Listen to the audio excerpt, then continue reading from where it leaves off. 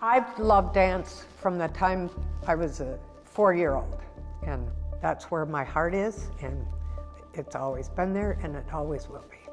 My husband and I were talking once, and he said, "What would you do if something happened to me?" And I said, "Well, I guess I'd open a dance studio." September 2nd, 1972 was my first day of classes. They let me rent the basement of the old bank, and that's where I started. I taught ballet, tap, baby classes, and a lot of acrobatics. Didn't teach jazz until much later. I had a big pole in the middle. My dad and a neighbor of ours from home came over and hung up mirrors. We figured out ballet bars could be made out of copper piping.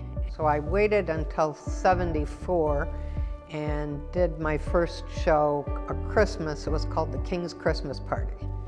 Wrote a story, and my friend Marcia Hill did the narration for it. And then we did Babes in Toyland, and used all of the rest of the students did Babes in Toyland, which was a lot of fun. And the first Nutcracker we did in 1980, and that was with the Kankakee Symphony. Ovid Young was a friend of mine, and he and I were talking, and he said he'd love to have some dancers, and I said I could do that. First couple years we would get guest artists to come in, and then finally we got to the point where we just said it's all ours, we can do it ourselves. We decided Nutcracker was the right move for us to use our ballet students. And so we did Nutcracker, and then the opposite year we would do what we called a spring show.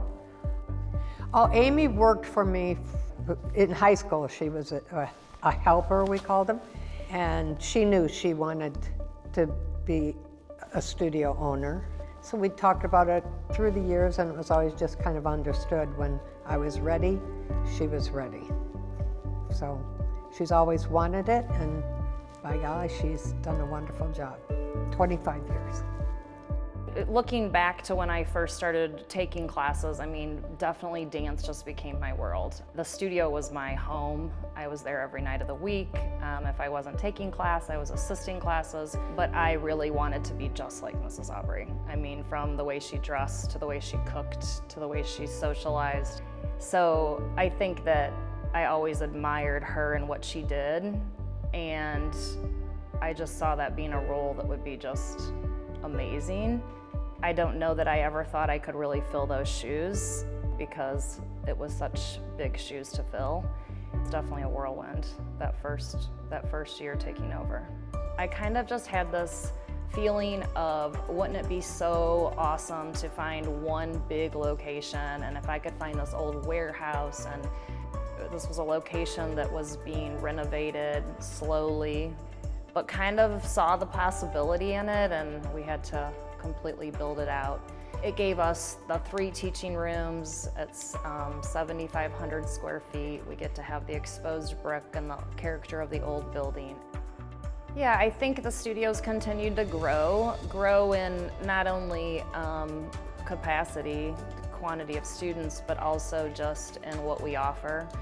The dancers are exposed to so much more training, more versatility with teachers, styles. I just think that all of those things have grown the quality of the dance that we're able to offer. I think it's continued and thrived. And I give Mrs. Aubry all the kudos for what she started. The foundation was there. I was so lucky and blessed to take over an existing business that was already successful, and she really laid the groundwork. If you're around a dance studio and around a lot of people in the studio, you understand that it's kind of a family. There's a kinship that goes with the dance studio, with the kids that are there, that is part of who we are. It never occurred to me that we would ever celebrate a 50th anniversary. This is kind of mind-boggling to me. So much bigger and better, and the dancers are better, and the studio's better. You can't get any nicer than that.